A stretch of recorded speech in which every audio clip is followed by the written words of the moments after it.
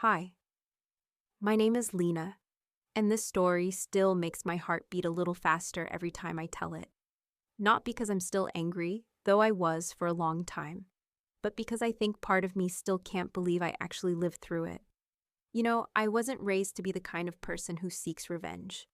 I was raised to forgive, to work hard, to stay quiet and trust that doing the right thing would always somehow pay off. And for most of my life, I tried to follow that script. I kept my head down. I avoided drama. I focused on being useful, reliable, the kind of person people could count on, especially at work. I wasn't flashy. I didn't chase praise or try to climb over others. I just worked, day in, day out. And slowly, I started building a career I was proud of. But what I didn't realize was that not everyone was playing by the same rules. Some people, they smile at you in the morning and sharpen knives at night.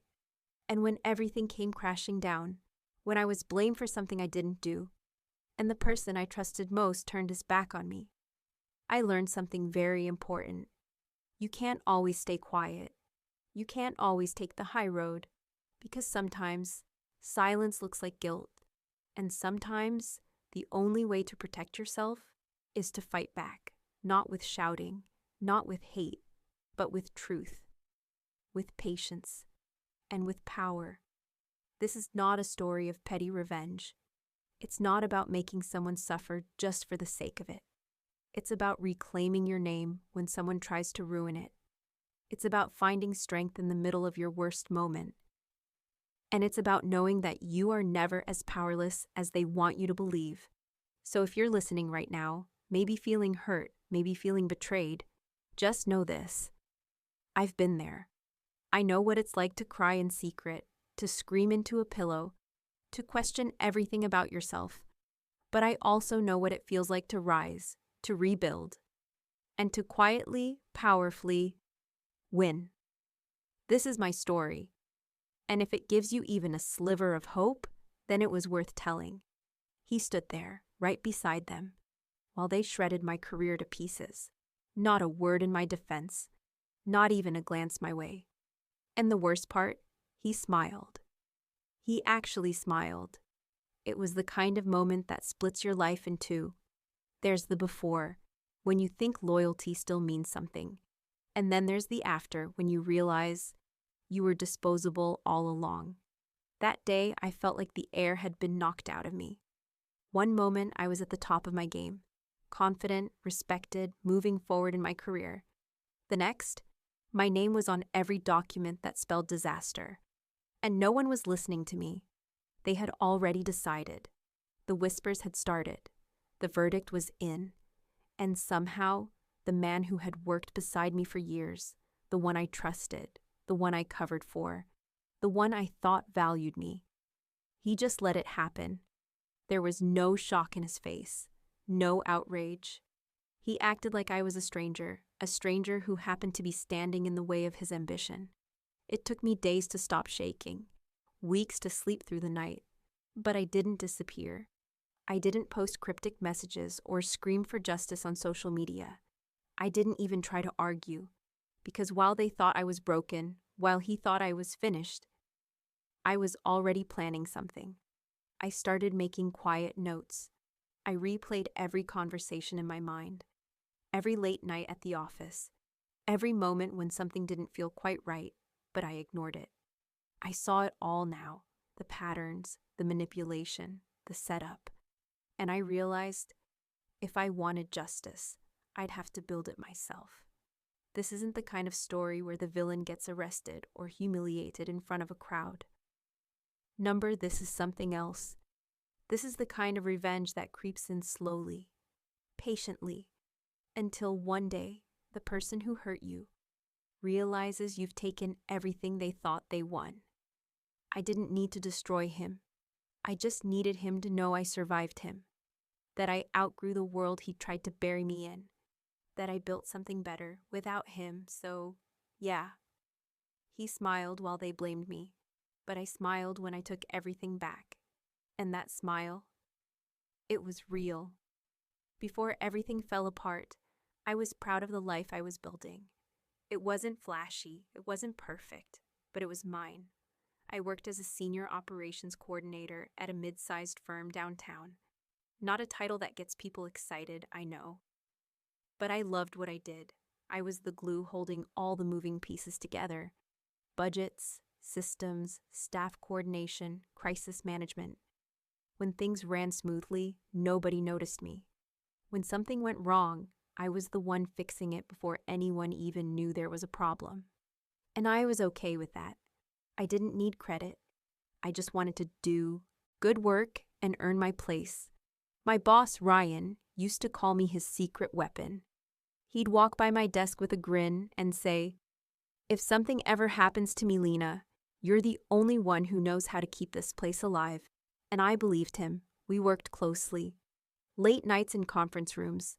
Long strategy calls on weekends. Sometimes I'd miss family dinners or cancel plans because Ryan needed something, and I never said no. He said I had potential.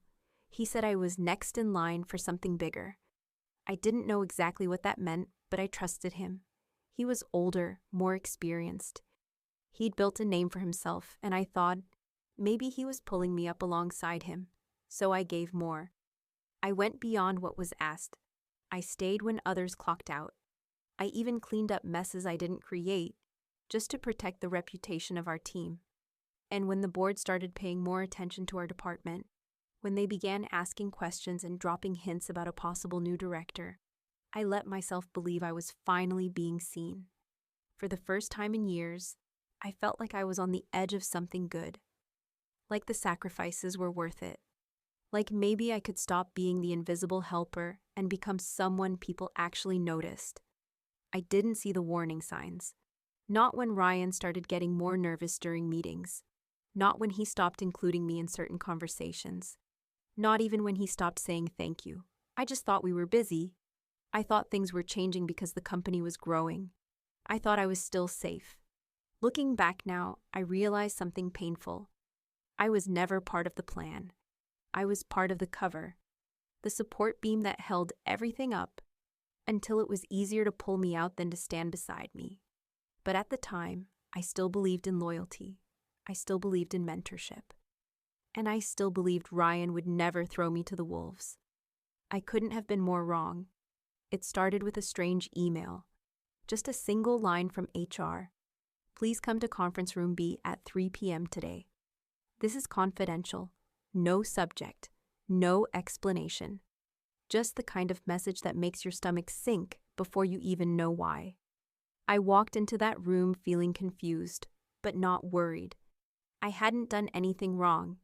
If anything, I assumed they were going to ask me about someone else's error. That was usually how it went. But the second I stepped inside, I knew something was off. Ryan was already sitting there, arms crossed, face blank. HR was across from him. There were papers spread across the table, and not once did he look up at me. The HR manager, a woman I barely knew, started speaking in a soft, practiced voice. "There's been an issue with the Q4 financials," she said.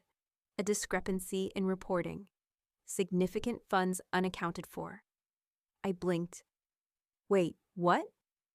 Then she turned one of the papers toward me. My name, my signature, on a set of numbers I had never touched.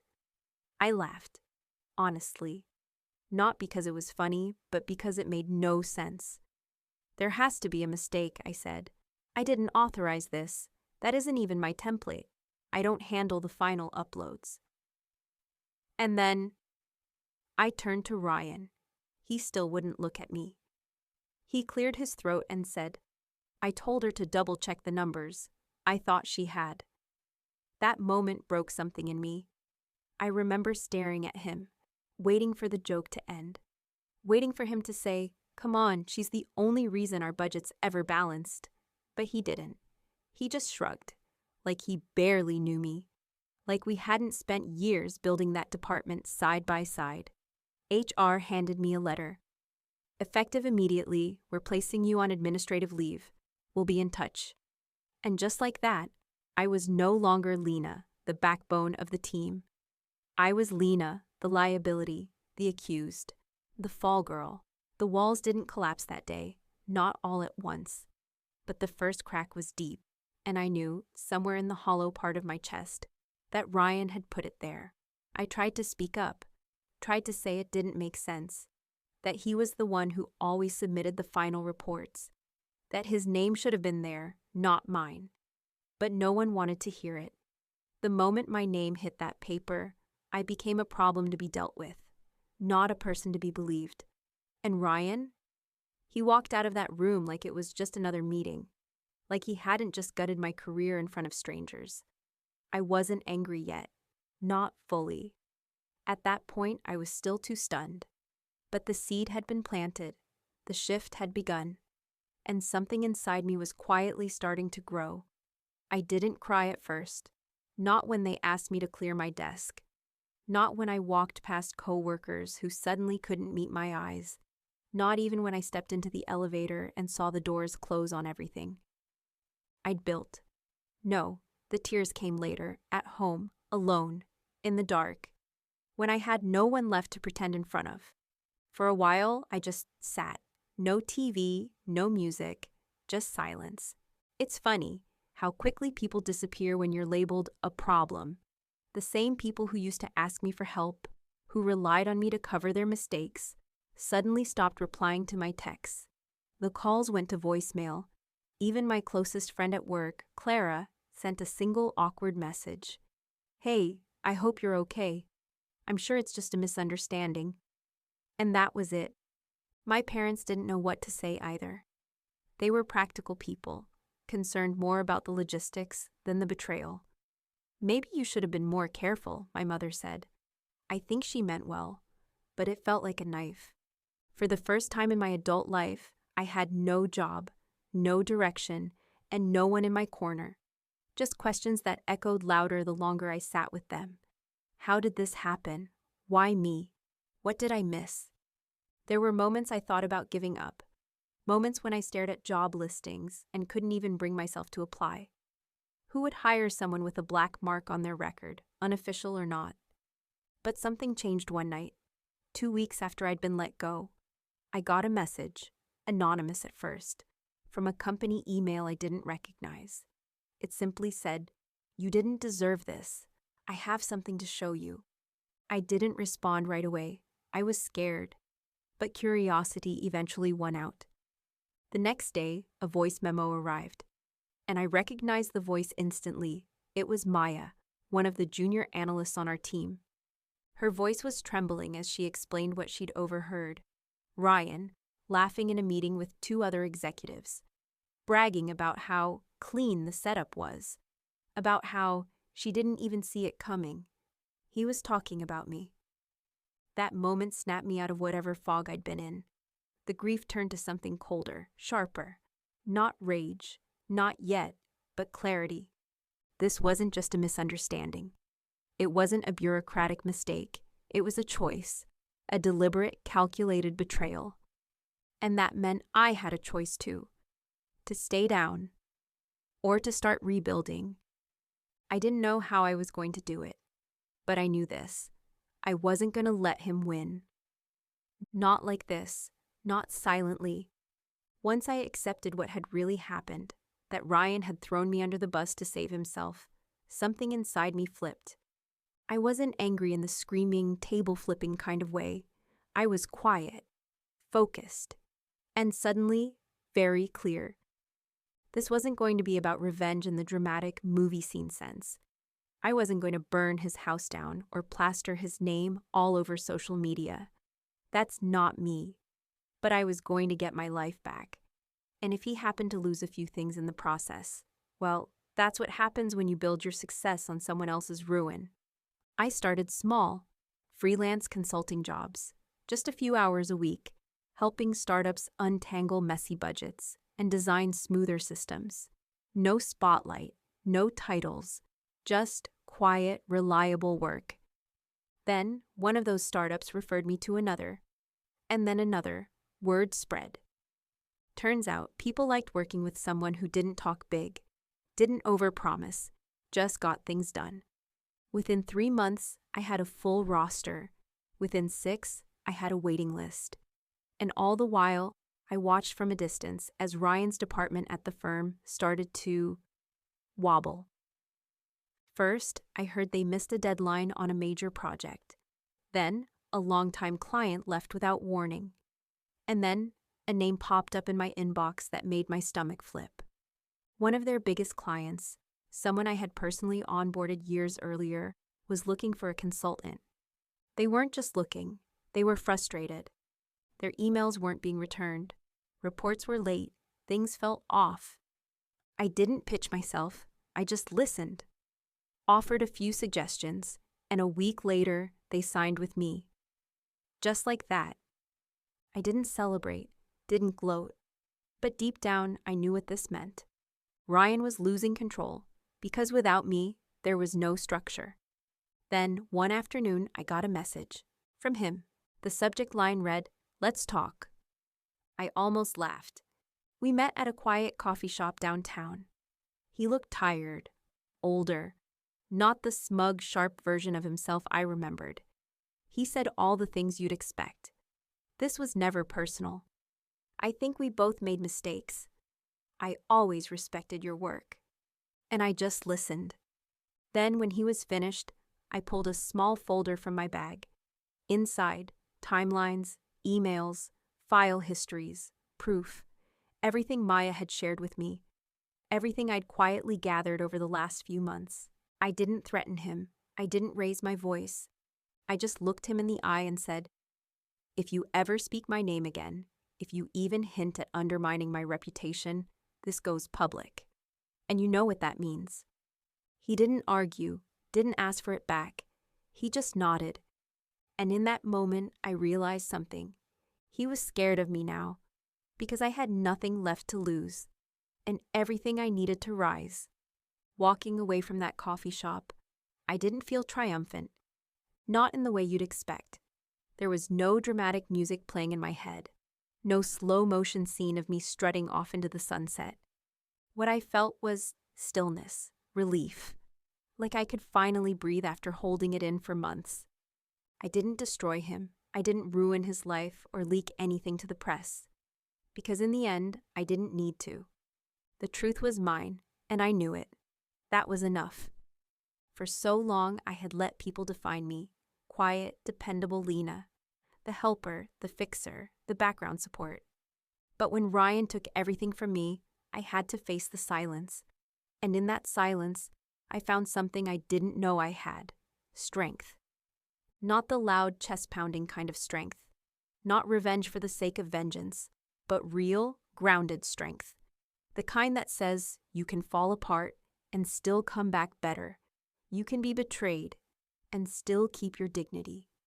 I think a part of me will always carry that betrayal with me, not as pain anymore, but as a reminder of how fast things can change, of how important it is to protect your peace, and of how sometimes the only person who's truly in your corner is you.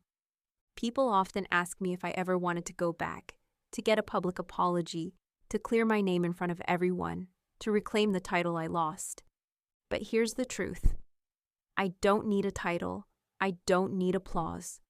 What I have now, my own business, my own path, my own power, is worth more than any recognition they could ever give me.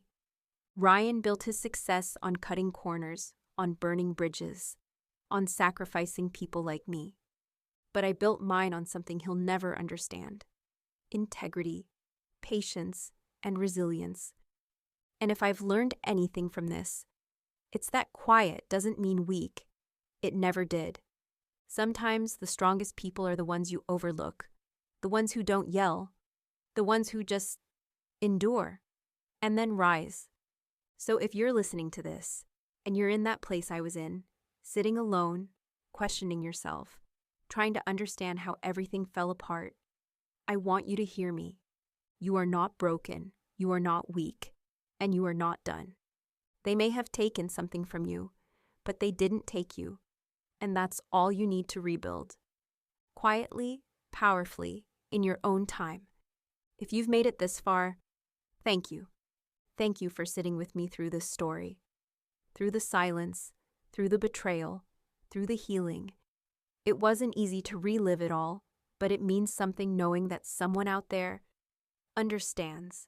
Maybe you've gone through something similar. Maybe not the same details, not the same people, but that same sting. That same hollow ache when someone you trusted turns into a stranger. When you look around and realize no one's standing beside you anymore. That moment changes you. But here's the most important thing I can say to you right now. You are not alone. There are people who've been through it. People like me, who've picked up the pieces one by one, who've rebuilt not because we wanted revenge, but because we refused to stay broken.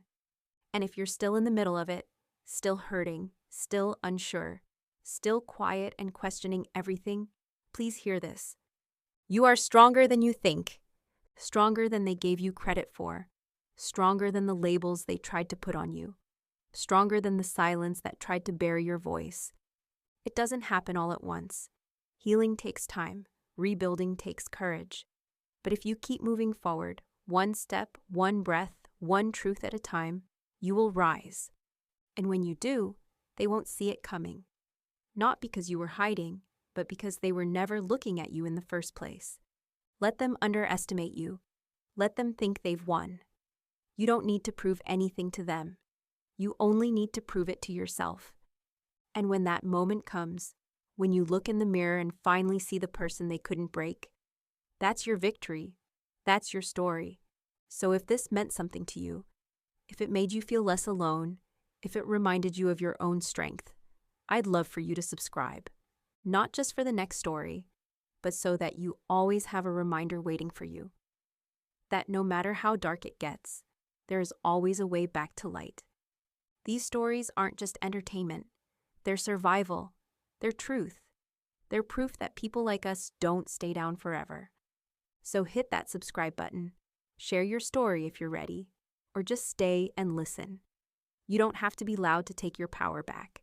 You just have to begin. And remember, you're stronger than you think.